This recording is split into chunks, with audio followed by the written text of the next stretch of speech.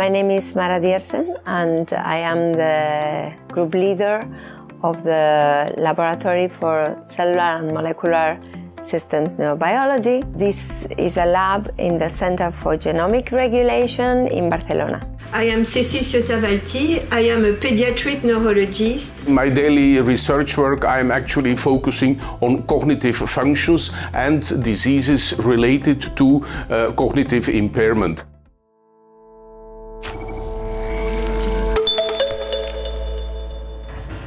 We are focusing on improving intellectual capabilities in Down syndrome people. And we think this is a very important endeavor because small improvements in functional abilities can make a huge difference in the way these people can integrate in society and can contribute to society. So we need to change our views on intellectual disability, and instead of thinking about it as a field in which we have to invest, that is a burden in terms of costs, we have to think in ways to incorporating these people in society. And the therapeutic opportunities that we have now are really huge, and we need to profit those opportunities to integrate better Down syndrome people. In Jérôme Lejeune Institute, we are the first center in Europe Union who takes care of patients with Down syndrome. We have already clinical research with different objectives to detect comorbidities that can worsen cognitive function, like the program of Respire 21, which is a program for detect obstructive sleep apnea in children very soon after birth, and we hope that improve cognitive function to treat early in the life obstructive sleep apnea.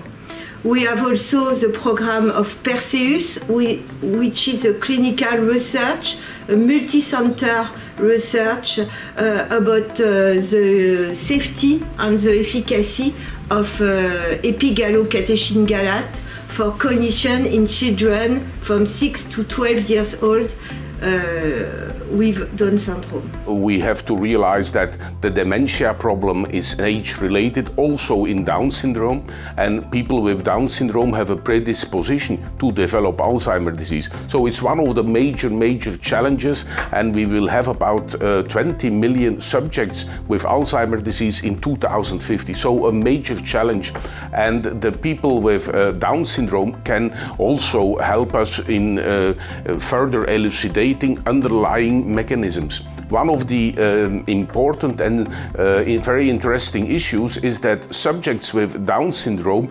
develop in most of the cases, if they grow sufficiently old, Alzheimer's disease, but some of them don't. And we may learn the underlying mechanisms which could help us also to tackle the Alzheimer's problem in the general population. Besides that, of course, we want to alleviate the intellectual disabilities in subjects with Down syndrome. So focus on the developmental problem in Down syndrome, but also on the additional neurodegenerative problem, which is then Alzheimer's disease and related dementias. So my priority is to develop a drug candidate that corrects some cognitive deficits associated with Down syndrome, but also with Alzheimer's disease. So actually we're working on both simultaneously, and the target is common. It's a kinase named DYRK1A, and its gene is located on chromosome 21. And therefore, in Down syndrome patients, you have 3 copies of this gene, and this is very highly involved in cognitive deficits, both in Down syndrome and Alzheimer's.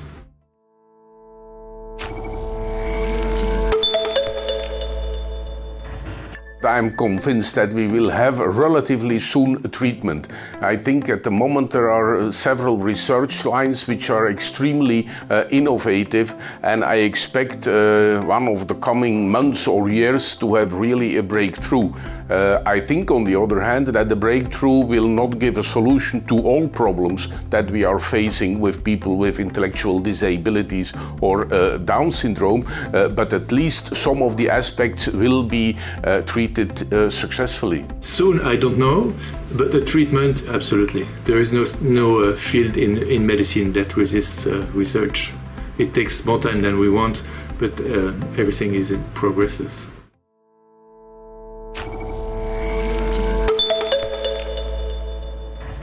Different reasons, and the first one is that scientists, they work always in teams, and they collaborate a lot. Success rate is increased when people work together, and we need a large community, and I think Europe is a good size. The second reason, besides or beyond research, is the clinic.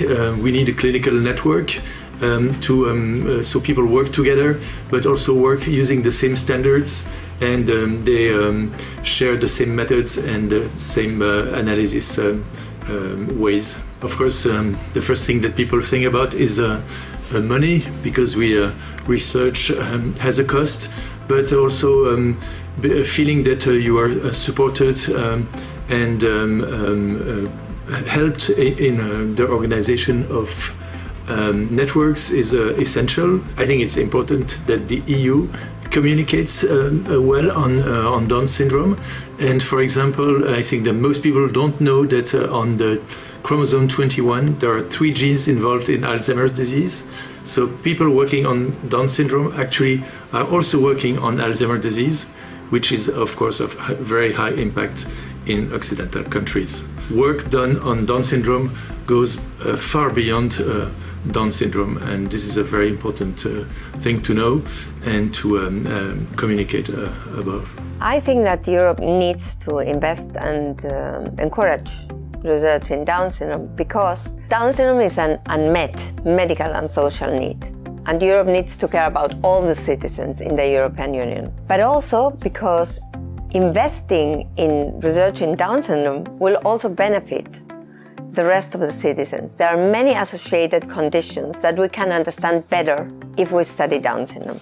So for example, there are inverse comorbidities with cancer, with solid tumors, and we may find protective genes in chromosome 21 by studying how this inverse comorbidity works in Down syndrome. But also because in the European Union, there are many scientists that are leading research in this area, and the lack of funding, especially in the last years, is discouraging them from staying in the field. What we actually would like to see happen is the improvement or increase of concerted actions. We need also to concert in terms of, for example, biobanking, development of biomarkers.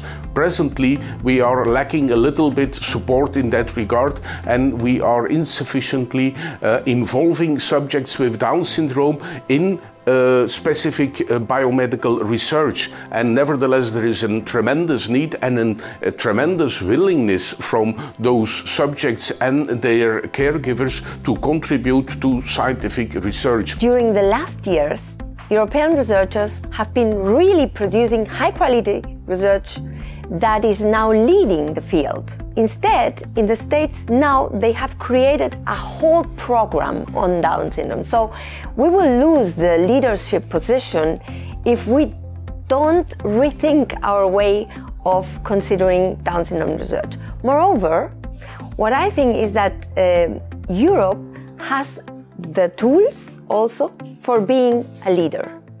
We have a better resource in terms of clinical centers, we have better resources in terms of young investigators, but we really need to not just to invest in Down syndrome science, but also to bring more resources to this field to really get and achieve a pole position in this competition.